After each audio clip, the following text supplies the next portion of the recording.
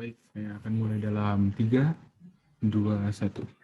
Dewan Juri yang terhormat dan rekan-rekan sekalian, kita tahu bahwa segala sesuatu telah diatur sedemikian rupa sejauh sebelum kita hadir di dunia ini, yaitu salah satunya adalah bidang hukum yang telah diatur dan akan ditegakkan oleh aparat hukum. Dengan posisi saat ini, Dewan ini percaya bahwa sekolah seharusnya menghukum siswa yang melakukan segala bentuk perundungan di luar sekolah. Kami tidak menyetujuinya dikarenakan, seperti yang pertama tadi, kami percaya bahwa penghukuman tersebut harusnya dilakukan oleh penegak hukum dan menilai ini dilakukan di luar sekolah, maka seharusnya tidak ada intervensi dari sekolah tersebut. Kemudian di sini status quo yang dibawakan oleh pihak pro bahwa aparat tidak fokus kepada hanya fokus kepada kasus-kasus yang besar dan tidak fokus kepada kasus yang minor seperti perundungan ini.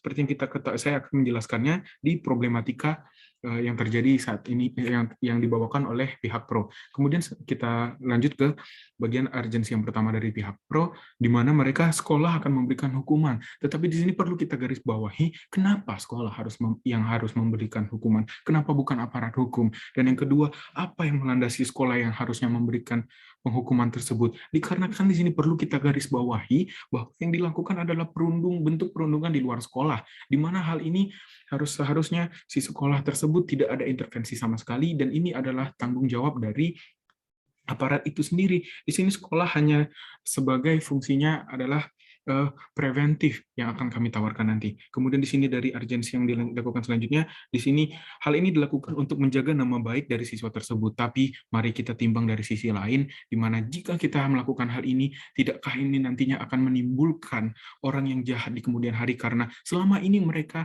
dilindungi oleh nama sekolahnya, dilindungi oleh penghukuman sekolah yang tidak sesuai dengan apa yang seharusnya dilakukan. Tetapi dengan adanya hal ini, mereka akan seperti bersembunyi dengan aman, dan nantinya setelah lulus dari sekolah akan terjun ke dunia yang sesungguhnya, maka akanlah muncul penjahat yang sesungguhnya yang akan merugikan negara. Maka dari itu kami percaya bahwa apa yang dilakukan oleh tim pro tidak akan berbuah baik pada akhirnya. Kemudian di sini problematika yang dibawakan oleh pihak pro seperti yang tadi, pertama aparat, kedua lapas.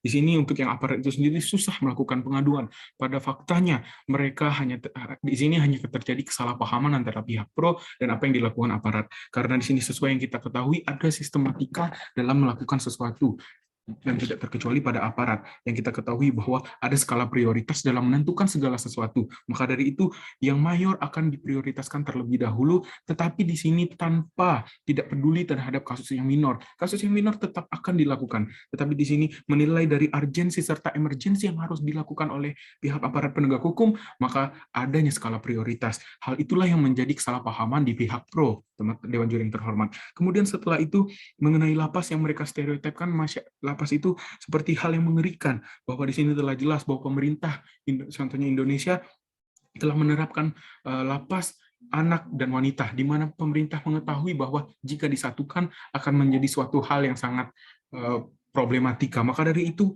lapas anak, wanita, dan orang dewasa laki-laki dipisah. Maka dari itu di sini tidak akan ada stereotip mengerikan, dan petugas-petugas yang ada di dalamnya tentu akan melakukan hal yang baik kepada mereka dan melakukan sesuai tupoksi mereka.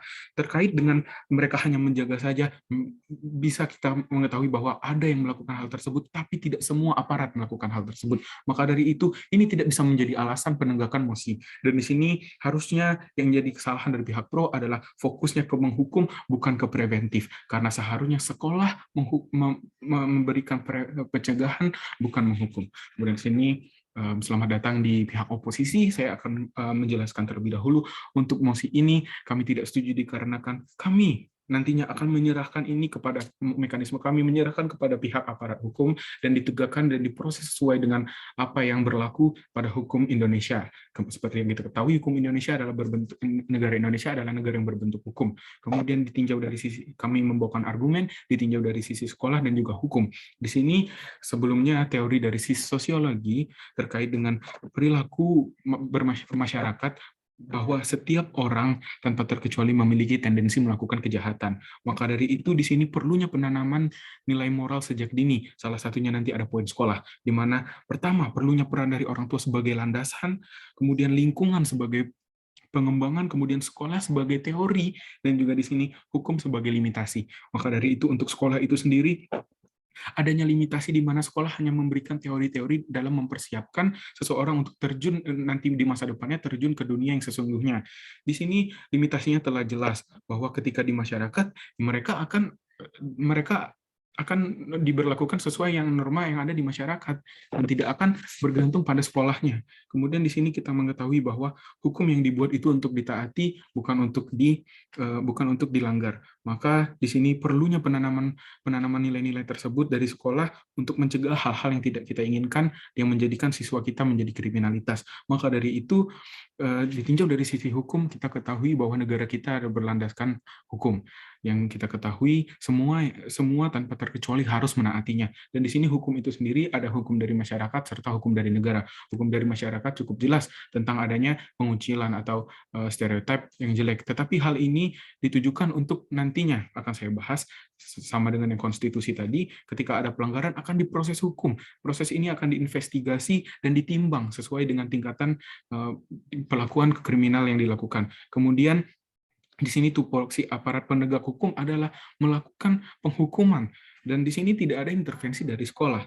Kemudian di sini kita percaya juga intervensi sekolah sudah cukup sebatas dengan edukasi dan teori. Kemudian di sini hukum yang dibuat maupun itu konstitusi maupun masyarakat jelas bahwa untuk memiliki efek jerah, di mana efek jerah tersebut akan menimbulkan rasa tidak akan mengulangi itu kembali. Karena jika kita melindungi mereka saja, hal ini tidak akan terjadi efek jerahnya. Kemudian di sini solusi yang kami tawarkan adalah kami ingin mencegah, karena kami percaya mencegah lebih baik daripada mengobati, dengan cara memberikan edukasi penguatan dari nilai moral, perilaku, dan sosial, karena kita tahu di sini siswa adalah sekumpulan orang yang sedang berkembang dan memerlukan pemasukan-pemasukan positif agar tidak keluar dari sifat moralitas yang ada di bangsa Indonesia. Maka kami percaya bahwa mosi ini tidak harus dilakukan dan sekolah seharusnya memberikan preventif. Terima kasih.